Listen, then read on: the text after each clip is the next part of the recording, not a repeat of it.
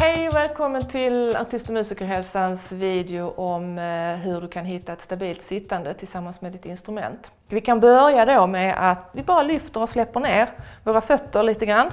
Känner lite hur kontakten med golvet är, hur trampdynor och hela foten rör sig mot golvet. Vi kan trampa lite framåt, lite bakåt, lite till sidorna. Och sen försöker vi liksom hitta ett läge där det känns bekvämt, där det känns som att benen kan ge stöd för kroppen. Hitta någorlunda ett spår från lårbenen genom knät, ner i skenben och ut i dina fötter. Men bara så att du inte hamnar i det här eller för mycket i de här positionerna eller det här läget. Och när du väl har hittat den här positionen så tar vi och tittar lite grann på bäckenet. Och bäckenet styr väldigt mycket vad som händer upp i min kotpelare eller min ryggrad. Och beroende på hur jag positionerar det så får det konsekvenser för överkroppen. Och jag behöver ha rätt så bra förmåga att kunna liksom tippa eller vinkla mitt bäcken. Och det får jag bäst om jag sitter på en så pass hög stol så att jag har lite nedförsbacke på låren. Vilket gör att det blir lättare att tilta bäckenet. Sitter vi 90 grader så kan det vara okej, men sitter vi liksom för lågt så blir det mer av det här att vi kommer i bakvikt. Om du nu provar att fälla ditt bäcken bakåt så att vi sitter här som en ostbåge. Och då blir vi tilltryckta på framsidan, axlarna och armarna ramlar framåt, de blir lite tunga, det är tungt att hålla dem. Huvudet måste vi spänna mycket i nacken för att kunna se vad som händer och andningen blir lite tilltryckt. Och jag utnyttjar inte min kotpelare här, jag hänger i den. Och utan att nu använda muskelkraft i överkroppen så försöker vi bara genom att använda bäckenet som en hävstång här se om vi kan rulla upp på bäckenet och då känna att kotpelaren följer med. Och så testar vi hur det är att utforska vårt andra ytterläge när jag svankar allt vad jag kan och bäckenet har den här lutningen.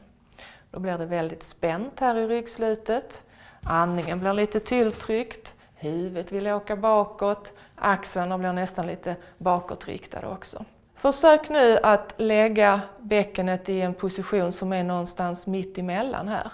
Så att bäckenet inte tippar bakåt, inte heller vinklas fram för mycket och tippas framåt, utan där vi kan få ett läge som ligger någorlunda parallellt med stolen eller med golvet. Då har vi egentligen skapat en väldigt bra plattform för resten av kroppen att ta stöd och vila ifrån. Och vi kan också lättare använda oss av kraft och få stöd av underkroppen. Sen har vi bröstkorgen. Bröstkorgens position får konsekvenser för hur skulderbladet kan fungera och också var min axelled hamnar. Och är inte det riktigt i en funktionell position så gör det att det blir högre belastning på muskulaturen runt skuldran och ut i armen. Och det är muskulatur som du vill ha till ditt instrument, inte egentligen till att bära din arm. Så bröstkorgen kan vi då stänga, som jag kallar det vill säga att ditt bröstben går lite in i kroppen, axlarna åker då fram som du kan se. Sen kan vi brösta upp oss och då går axlarna bakåt och vi skjuter fram bröstbenet. Så även här försöker du då hitta ett läge som är någonstans mitt emellan. Sen har vi också en möjlighet att vinkla bröstkorgen framåt eller bakåt. Alltså att tippa den framåt och bakåt. Och det är väldigt lätt hänt att när vi lyfter upp armarna i spelposition så har vi ibland en tendens att ta hjälp av bröstkorgen och dra oss lite bakåt.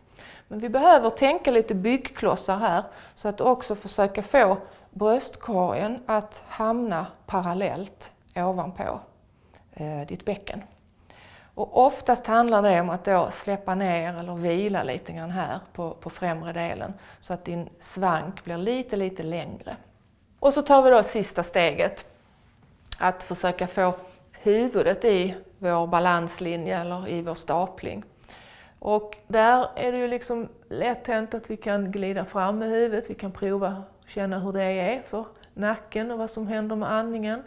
Och så drar vi tillbaka, försöker göra nacken väldigt lång och känner hur det känns.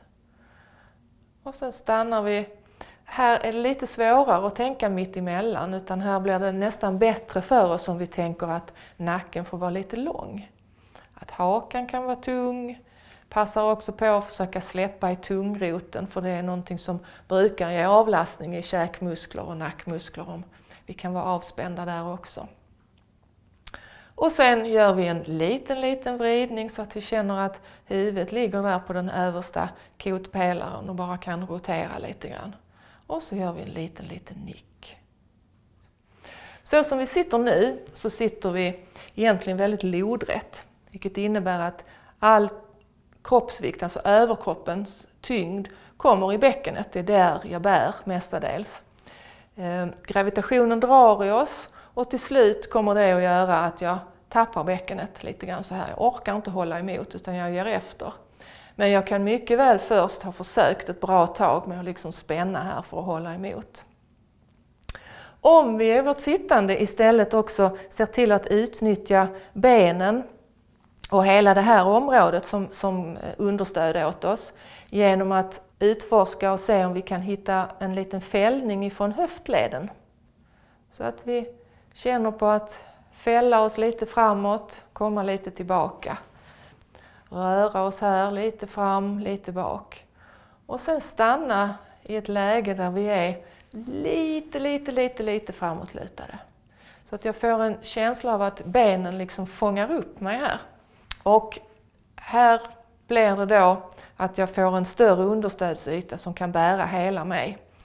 Och det är också så då att för de allra flesta, så om vi slappnar av här nu i nederdelen av ryggen, då kommer bäckenet att stanna kvar.